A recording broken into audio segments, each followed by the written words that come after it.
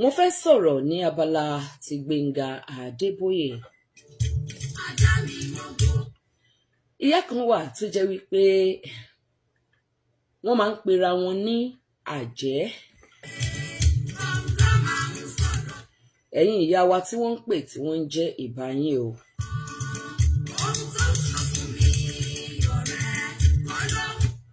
Ẹ̀yin afẹ́rẹ́ gẹ́gẹ́ níyẹ́ arúgbó aṣọ má balẹ̀ ìbá yín. Mo ṣèbá yín lárúkọ mọ́ yín lórí orúkọ làpọ̀ ọba ládé. Kó ní gbéraga kó lọ sí mẹ́dọ̀. Bó o bá gbàgbàgbọ́ fi ọgbọ́n kún kó má bàa jì sófin. Ogun tó o gbé dání kò wá ti tó jù wípé kó o tún mọ̀ tán náwó ogun kéékèèké káàkiri. Màmá yìí wọ́n máa ń sọ wípé àjẹ́ dáadáa làjẹ́ tiwọn. Wọ́n súnmọ́ Gbenga Adeboye, Gbenga Adeboye náà súnmọ́ wọn àti àwọn ènìyàn lọ́pọ̀lọpọ̀ nítorí wípé bí ṣe ṣàìmọ̀ kiri nìyẹn question pọ̀. Ìyá yìí náà wá ní ọmọ kan tí màmá sọ wípé àwọn ti fún ní agbára. A ti wà lábala nígbà kan pẹ̀lú Mr. Fúnwọ́ntán.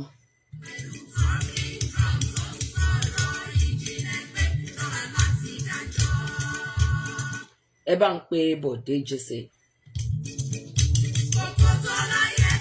Okay now, arábìnrin tí à ń sọ yìí, wọ́n wá kí wa nílùú Èkó. Mo fẹ́ jẹ́ kẹ́ mọ̀ takuntakun tí Gbenga Adeboye jẹ́ nínú àwọn ìtàn rẹ̀ lónìí. Gbogbo ẹni tó bá fẹ́ kọ́pì wa ẹ tètè kọ́pì wa, àwa làwa ò ní kọ́pì yín. Gbóhun tó o bá ń ṣe ò bá tẹ́ Ọlọ́run ó tún lè kọ́pì wa ọ̀run ojú ẹ̀yẹ ojú ọ̀run tẹ̀yẹ fò láì farakanra. Kí ló dé ẹ̀bẹ̀ kọ́pì? Mi ò ní là díẹ̀ fún yín ó jàre. Arábìnrin yìí bá wá kí wa ní ìlú Èkó. Gbenga bá sọ wípé n ó tẹ̀sí wọn bóyá jẹ́ ni lóòótọ́. Ó máa fọ́nì létí yín o ṣùgbọ́n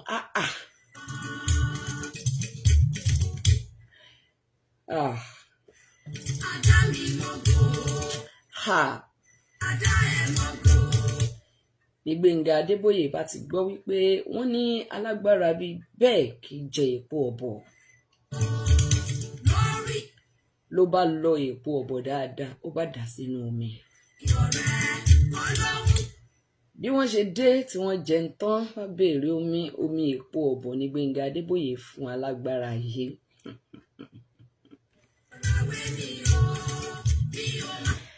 Àwọn ìtàn tó faraṣe tẹ́ gbọ́rí lórí ètò ilẹ̀ ti gbọ́. Àwọn original bó ṣe ń ṣẹlẹ̀. Òjòpá gbogbo ló yẹ kó wá lónìí, location ló tún gbé baba lọ pápápá ẹ má bínú. Torí tí Òjòpá ogo bá wá sórí ètò yìí, Razaki Ọláyíwọlá kí láwa ní tá gbé fún ẹjẹ́ ó lọ pawó ibi ò gbọdọ̀ pàyà àfẹ́.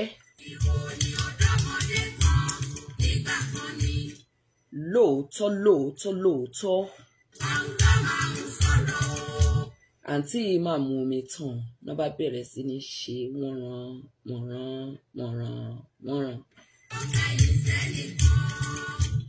Ẹ̀rù ti bà èmi o.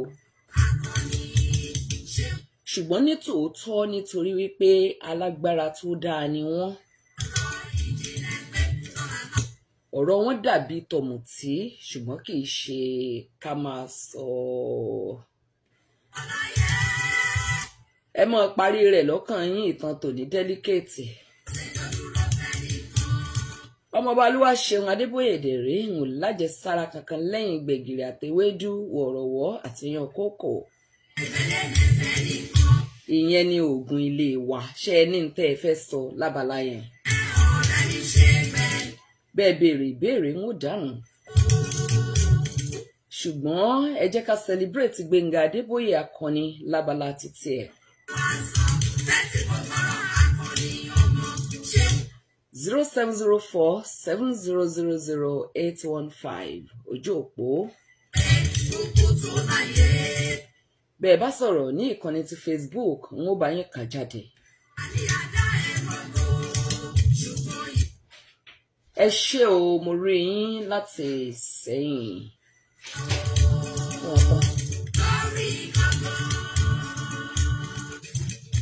ẹ ṣé o, Adékúnlé Christiana. mo rí yín Grace Àjàyé láti Arámọkọ Èkìtì lọ́hùn-ún, èyà from Ilé-ọ̀nà ní Arámọkọ Èkìtì State. ọ̀run re Mr. Fúnwọ̀ntán alábẹ̀fẹ́jẹ̀gbẹ́ tí èlé ọkùnrin takuntakun látọ̀dọ̀ ìmọ̀fojè Peter.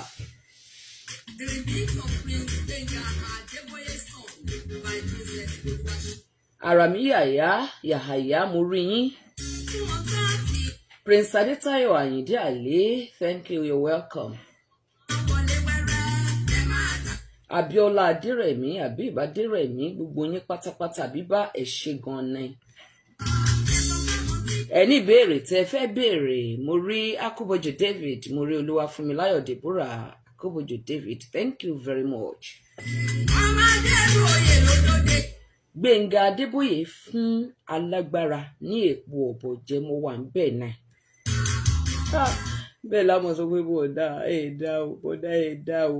Mi ò rò wípé àǹtí yẹn mọ nǹkan tí wọ́n jẹ títí dè ní, torí kò sẹ́ni tí yóò sọ fún wọn. Ọ̀dọ̀ wa wọn ó sì sùn, wọn ó dẹ̀ ṣàdúrà mọ́jú. Ìyá mi kan náà wà táwọn náà jẹ́ alágbára bíi bẹ́ẹ̀ tí wọ́n jẹ́ dáadáa alágbára rere. Ṣé màmá ṣe wà láyé ṣá? Màá sọ ìtàn tiwọn náà lórí ètò yìí. Gbenga Adeboye, wọ́n tẹ̀ sọ wọ́n dẹ̀ bí wa pàápàá. Màá dẹ̀ sọ ohun tó ṣẹlẹ̀ lọ́jọ́ tí bàbá mi fẹ́ lọ kí onílé yá. Ẹ̀yin mùsùlùmí ẹ̀ ní bínú ohun tí bàbá mi rí ni wọ́n sọ. Bẹ́ẹ̀ ni nítorí àbálà yìí Gbenga Adeboye òun la fi ké. Kì í ṣe láti bàjẹ́ ṣùgbọ́n láti sọ àwọn nǹkan tó farasin tí àwọn ènìyàn ò tiẹ̀ mọ̀, yàtọ̀ sí ohun gbogbo tí gbogbo everybody ń sọ tí wọ́n kàn yí ká ní gbogbo ìgbà. Ẹni tó bá fẹ́ kọ̀wé kó mọ̀ wulẹ̀ pè mí, ìwọ mọ̀ bọ̀ lórí ètò yìí. Ètò míì náà wà tó ń sọ̀rọ̀ nípa Gbenga Adeboye. Àwọn náà kúkú ń ṣe research, wọ́n ń gbà á lọ́dọ̀ ẹbí, wọ́n ń gbà á lọ́dọ̀ ọ̀rẹ́.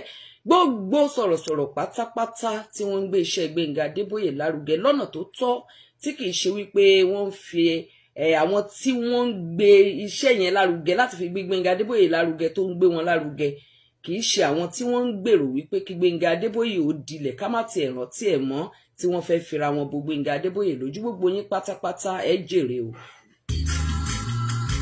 Àbúrò mi dáadáa, arúgbó boys, I dey feel you. Ta lórúkọ tí ìyá Ṣẹ́gun máa ń dárúkọ yìí o. Máa gbé ìyá Ṣẹ́gun wá sórí ètò yìí lọ́jọ́ kan. Ìyẹn Ọláwùmí Adébóyè, ọmọ òní, ọmọ Adébóyè. That is Gbenga Adeboye's first wife. Wọ́n sọ̀tàn tiẹ̀ náà tí ó pọ̀ lórí ètò yìí. Àwọn nǹkan tó fọ́nì tí Gbenga ṣe pẹ̀lú ìyá Ṣẹ́gun, ìyá Fọláṣadé.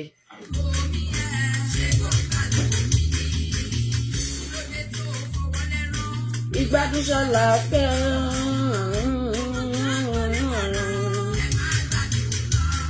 Nígbà tí rẹ́kọ̀dì yìí jáde, we were like, bọ́dá Gbenga náà ti ń kọrin, bọ́dá Gbenga náà ti ń kọrin. This is Gbenga Adeboye's first record remixed. Wọ́n fi ṣèrántí ẹ̀ pé wọ́n mọ̀ lò lórí ètò yìí. Mo wá kọ́ ọ́ lẹ̀, mo tó lọ studio, mo tó kọ́.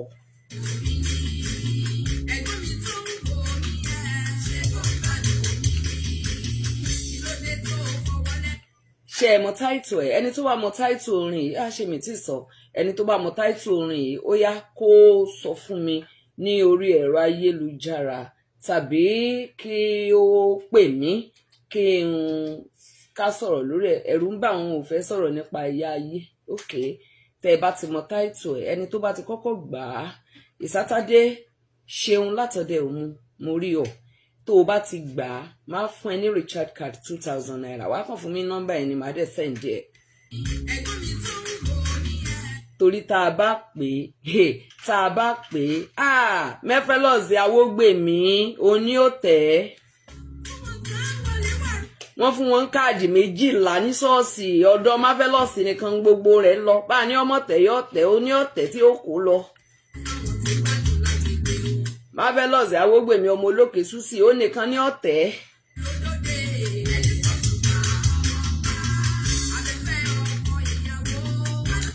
Gbenga Adeboye was a legend and is still a legend. Nítorí pé àwọn iṣẹ́ tó ṣe ó ń fọ̀n síbẹ̀. Bó tiẹ̀ jẹ́ wípé àwa tá a jẹran ara ẹ̀. Táwa bá ti ń gbọ́ ohun tínú yín dùn tẹ́ ń play tẹ́ ń jó omi àmọ́ fẹ́ bọ́ lójú tiwa ni. Ṣé mi ò lè sọ fún yín pé látìgbà tí Gbenga Adeboye ti kú mi tí mọ̀ọ́mọ̀ play record ẹ̀ pé mo fẹ́ gbọ́ mi play ẹ̀ o mi lè gbọ́ láti bẹ̀rẹ̀ dópin. Ṣùgbọ́n Ọlọ́run ṣàfẹ́ jù wá lọ. Tó bá di lọ́jọ́ mẹ́jọ òní Ayọ̀ Olúyẹmí ní àlejò mi ní abala nígbà kan pẹ̀lú Mr. Fúnwọ̀tán.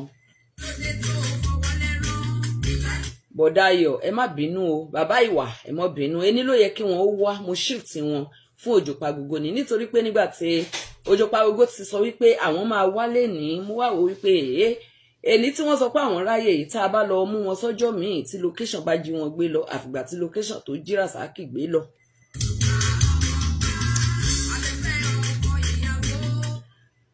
Ìrìn àjò pọ̀ pẹ̀lú Ayọ̀ Olúyẹmí àti Gbenga Adeboye ó ṣeéṣe kó jó didi wákàtí kan lágbélé lọ́wọ́.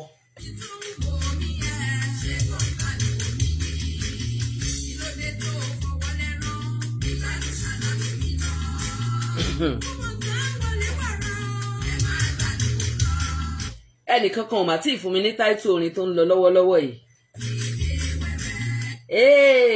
Ìmáfọ̀jẹ̀ Peter ti gbà á. Please send your number to this number and write your name. Báwo ni mo ṣe fẹ́ wá dá okay báwo ni mo ṣe wá fẹ́ mọ̀ wípé ẹni yìí gangan ni okay mo ti 070 30 88 66 04 070 30 88 66 04. Ìsátádé látọdẹ òun ọmọ táìtù orin ẹ̀gbọ́n rẹ̀ àfóúnjẹ.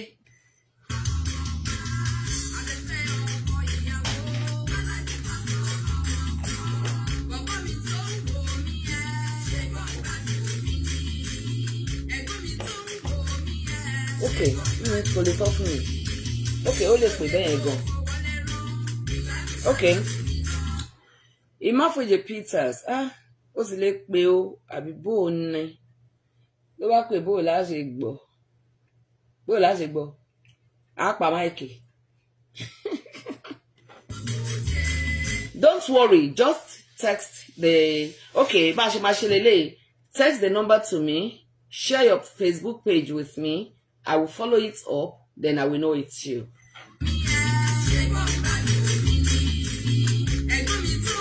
Ìyẹn ò lè jẹ́ irọ́ àwọn èèyàn tún lè ṣe àlínkẹ́ ẹ mọ̀ jalè o. So I will transfer 2,000 card to you. Ṣé Yorùbá ni ìmọ̀fojì ní o Peter. Nígbà tí rẹ́kọ̀dì yìí jáde tí Gbenga Adeboye bá ti dé ọdẹ òmu pẹ̀lú Beatles PhD Beatles yẹn ṣe mọ̀ pé nígbà yẹn Beatles ni gbogbo àwọn bọ̀dá Gbenga ló kọ́kọ́ bẹ̀rẹ̀ láti ra sorry jàre kò sí respect lórí afẹ́fẹ́ Gbenga Adeboye ló kọ́kọ́ bẹ̀rẹ̀ nínú àwọn sọ̀rọ̀sọ̀rọ̀ àwọn tó kọ́kọ́ ra Beatles Blue ni mo ti gbàgbé nọ́mbà ẹ̀ Blue ni LA kìíní kan ó fine ó máa ń tọ́jú ẹ̀ Beatles yẹn ni Gbenga Adeboye ń fọ̀ lọ́wọ́ lọ́jọ́ tí Akeem ẹnu dùnjú yọ̀ ń kọjá lọ tó yà wá sí inú ilé ó gba ṣé ìyá Ṣẹ́gun ló ń fọ mọ́tò yẹn lọ́wọ́ ìyá Ṣẹ́gun ló ń fọ mọ́tò yẹn lọ́wọ́ Akeem ẹnu dùnjú yọ̀ ó wá gba mọ́tò yẹn lọ́wọ́ ìyá Ṣẹ́gun ó wá fò ó wá wọlé pẹ̀lú Gbenga Adeboye ó wá sọ fún wípé mo fẹ́ di sọ̀rọ̀sọ̀rọ̀ automatically Akeem Ẹnudùjuyọ̀ ni ọmọ iṣẹ́ Gbenga Adeboye àkọ́kọ́. Ṣùgbọ́n Akeem Oyèbánjí Ẹnudùjuyọ̀ náà ti di bàbá, kì í ṣọmọ mọ́. Ṣùgbọ́n tí Gbenga Adeboye bá wà láyé yóò sọ wípé ọmọ mi yẹn yá sí Kọ́lá Olóòtú lẹ́nu, àwọn èèyàn wọ́n dẹ̀ dó yí síbòmíì. Ṣé Gbenga Adeboye lè bí Akeem Ẹnudùjuyọ̀ láíláí? Ò lè bí èmi gan káyé ò bá dorí kodò.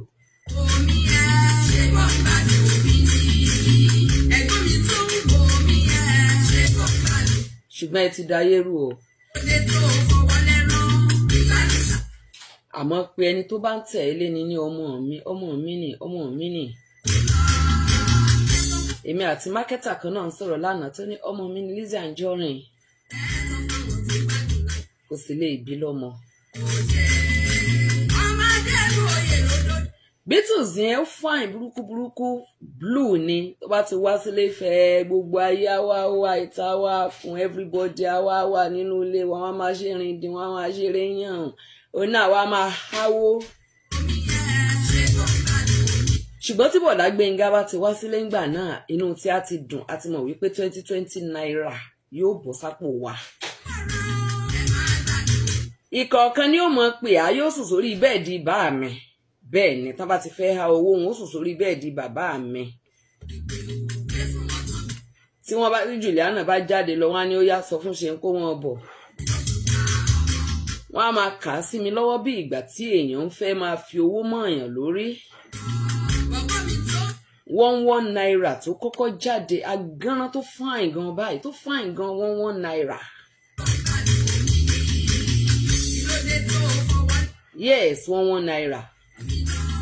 Múrí 20 naira ní Múrítàlá ẹ ti dojú ẹ̀rú. Okay, 20 naira ní Múrítàlá 2020 naira ní 2020 naira.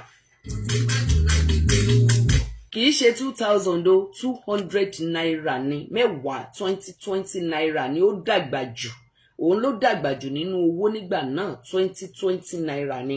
Nígbà tó tán bàjẹ́ tó ń bowó jẹ́ tí wọ́n ń gbé owó ńláńlá wá tó tún gbé 1 naira wá tán yé 10 kọ́bọ̀ kúrò ní kọ́ìnsì tó yá tí 500 naira tún dé tó yá tí 1000 naira tún dé. Nígbà náà ni àkùdé àti wàhálà àti ìyọnu ti bá owó wa nítorí pé dandan 1000 naira yóò bọ́ sípò 10 kọ́bọ̀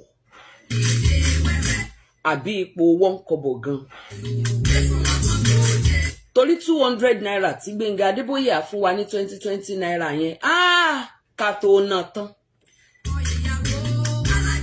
Èló náà ń ta bọ́ọ̀bù búrẹ́dì bọ́ọ̀bù là ń pe búrẹ́dì ńlá bọ́ọ̀bù tí ó rí bọ́gìnì bọ́ọ̀bù. Ṣé mọ̀ pé ìkan wà tó jẹ́ kókòkó báyìí tán tà ní kọ́bọ̀kọ́bọ̀ ṣé kọ́bọ̀kọ́bọ̀ ni 5 ẹ̀ ní 5 kọ́bọ̀. Ìyẹn la máa tò sínú ọ̀rá ṣé mọ̀ pé máa mi ta búrẹ́dì yẹn la máa tò sínú ọ̀rá wẹ́lẹ́wẹ́lẹ́ ó ṣeéṣe àgbà 5. Ẹni tó bá ti fẹ́ ra ìyẹn ò ní gba ọ̀rá á tù fún un ni yóò mọ̀ mú lọ nú ilé rẹ̀ yóò rè jẹ́. Kó tó wá kan bọ́ọ̀bù sáìzì bọ́ọ̀bù yẹn là ń tà 1500 ń sìn. Lẹ́yìn bọ́ọ̀bù ó wá kan long bread yẹn ló wá jẹ́ ṣèpò eléyìí tá à ń ṣe ń sìn yẹn ṣùgbọ́n ó máa gùn tó méjì ẹ̀ long bread ọ̀rá rẹ̀ náà gùn ṣùgbọ́n bọ́ọ̀bù yẹn yóò yọ ké báyìí búrẹ́dì àwọn ọ̀rẹ́ méjì bread lọ́dẹ òmu ẹ̀yìn ọdẹ òmu ọ̀rẹ́ méjì bread. Mo rántí bàbá gún mọ́ mi ò rántí bàbá kejì ọ̀run re wọn. Àwọn ọ̀rẹ́ méjì bread yẹn tán bá kọjá ńlé wa tán bá ti yàbá mi á ní àwọn ọkọ ìyàwó mi ti dé o. Àmọ́ ra búrẹ́dì 21 naira ó ti máa pọ̀ jù búrẹ́dì 21 naira iná á máa bí gbogbo àwọn oní búrẹ́dì pé kí ni ìyá yìí òkè odò ti dé oní òkò owó búrẹ́dì lọ nísìn búrẹ́dì 21 naira. á di gbogbo ẹ̀ sínú ọpọ́n, á dì sínú ẹ̀yìn, á dì sínú pálí, á ṣàṣe gègèrè, á dọ̀rá bò torí ọ̀rá búrẹ́dì máa ń mi, ọ̀rá búrẹ́dì ìyá Gbenga Adeboye ọ̀tọ̀ ni, aṣọ tó fi ń bò ọ̀tọ̀ ni, àǹkárá ta fi ń yẹ̀pà ọ̀tọ̀ ni, rírà fífọ̀ lílọ̀ àwa mọ̀ dà sí. Àwọn èèyàn wa mọ̀ ra búrẹ́dì wa láti ìgboro nítorí pé tó bá ti dé, ìwọ tó bá fẹ́ bá màmá mi bọ búrẹ́dì wa kọ́kọ́ fi, ó ní àwọn ọ̀rá tá máa fi ń tẹ́ ẹsẹ̀, tó máa ti fi tẹ́sẹ̀ tàbá aṣọ bread wà fi tẹ́sẹ̀ tá bá ti lò tán á lọ fọ̀, àkọ́kọ́ yọ gbogbo ìdọ̀tí ibẹ̀, a máa nù ún. Kò sí bí wọ́n ṣe fẹ́ nu agolo tó nígbà náà tí búrẹ́dì ò ní nídọ̀tí. Ìyá mi ó yọ bíléèdì tí á gé, á ṣe wẹ́lẹ́wẹ́lẹ́wẹ́lẹ́.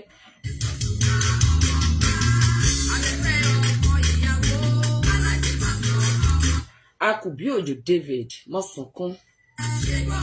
When I heard about the death of Mr. Gbenga Adeboye, then I was crying like a baby, like mad.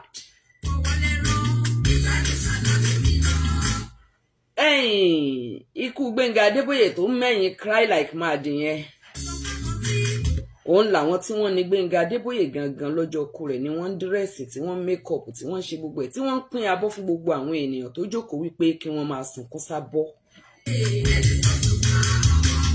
Mò ń wo ẹni tó sọ pé láyé òun ò lè gba bọ́ọ̀yì tó òun o, àwọn kan gbà ó ń yà wọ́n lẹ́nu, kò sí bí wọn ó ṣe ṣe. Mò ń wò ó, mò ń rẹ́rìn-ín, mo ṣáà ń wò ó.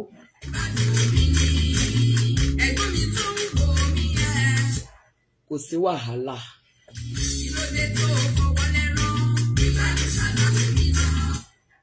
Gbogbo wa náà ṣàlàbí àmọ́ gbogbo wa làbí tiwa. What you sow, you shall reap. Mo ti rántí ìgbà tá a wà ní Báṣọ̀run tí bàbá mi ń sunkún tí voice wọn ò jáde, ẹnìkan sì ń sọ lẹ́gbẹ̀ẹ́ mi wípé ó ti ẹ̀ da ìràwọ̀ tí a ó dà. Ṣé ìràwọ̀ wọn ti wá jáde báyìí? Ẹni tó sọ lọ́jọ́ náà lọ́hùn ìràwọ̀ rẹ̀ ò tí ì jáde. Ìràwọ̀ rẹ̀ ò lè jáde. Abala nígbà kan pẹ̀lú Mr. Fúnwọ́tánláwà yìí tá a ti máa rántí Gbenga Adeboye pẹ̀lú ohun gbogbo tó yí ká. Bó wù mí mo lè sọ̀rọ̀ nípa ikú rẹ̀ o. Kò sí nǹkan kan tí ó ṣẹlẹ̀ o. That time I was still 10 years. That is Lawal Sodiq Adewale. Ọdún mélòó mo jù ọ lọ báyìí. Funke Fashakin, you are welcome.